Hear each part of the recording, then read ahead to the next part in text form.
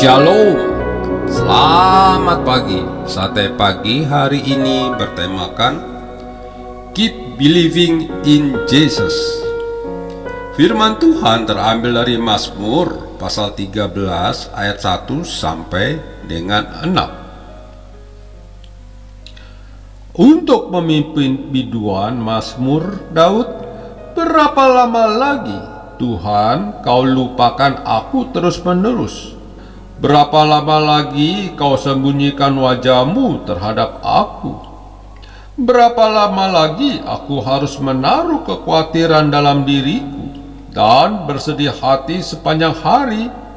Berapa lama lagi musuhku meninggikan diri atasku? Apa reaksi kita ketika doa kita begitu lama belum dijawab? Atau seakan tidak dijawab oleh Tuhan? Marah, kecewa, putus asa, atau terus berharap dan berusaha? Ana, seorang ibu muda berusia 34 tahun, terus berjuang demi memiliki buah hati. Selama 10 tahun, ia menanti seorang buah hati yang lahir dari rahimnya. Sekalipun kadang putus asa, tetapi dia tetap berusaha sebisa mungkin. Perjuangan Ana tidaklah mudah. Emosi, daya, upaya, dan dana hampir terkuras habis demi memperoleh buah hatinya. Perjuangan ini dimulai tahun 2002 saat ia mengetahui bahwa saluran indung telurnya tersumbat. Sejak saat itu, ia melakukan perawatan kesuburan dan upaya bayi tabung. Namun, upaya tersebut tidak membuahkan hasil. Saya berharap perawatan yang saya lakukan berhasil, tetapi ternyata tidak. Namun, saya tetap bertekad melanjutkan perjuangan. Saya sangat menginginkan bayi yang lahir dari rahim saya lebih dari apapun di dunia ini, ujar Ana. Sejak tahun 2005 hingga 2007, sudah lebih dari 5 jenis usaha pengobatan ia telah lakukan, tetapi tetap saja tidak ada hasil.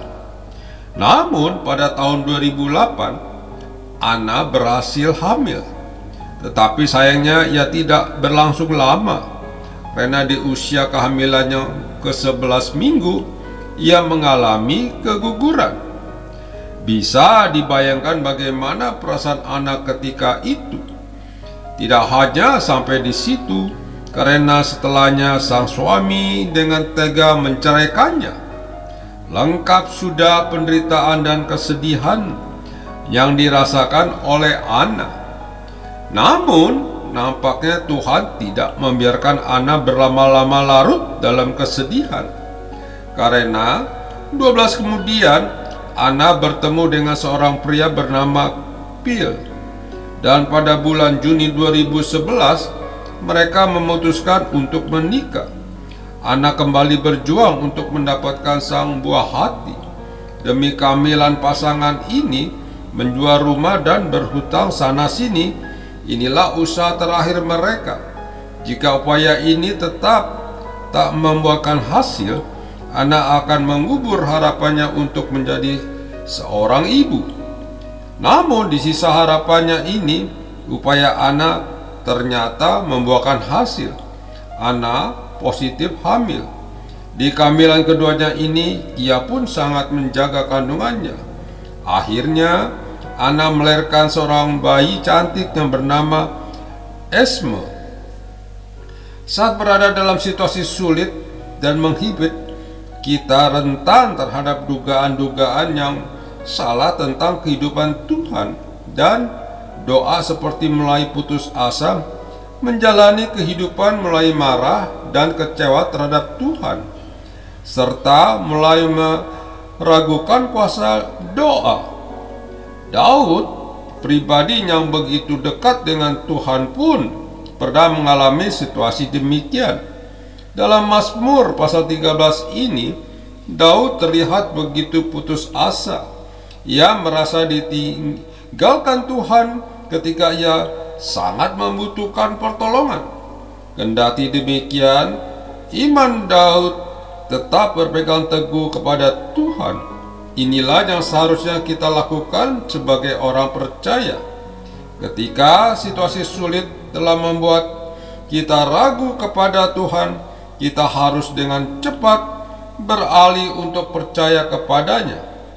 Maka berkat-Nya akan mengikuti kita dan pertolongannya akan kita rasakan. Amin. Mari kita berdoa. Bapa Surgawi, ampuni aku jika aku seringkali meragukan kuasa-Mu. Teguhkanlah senantiasa iman dan pengharapanku di dalam-Mu. Di dalam nama Tuhan Yesus, aku berdoa. Amin.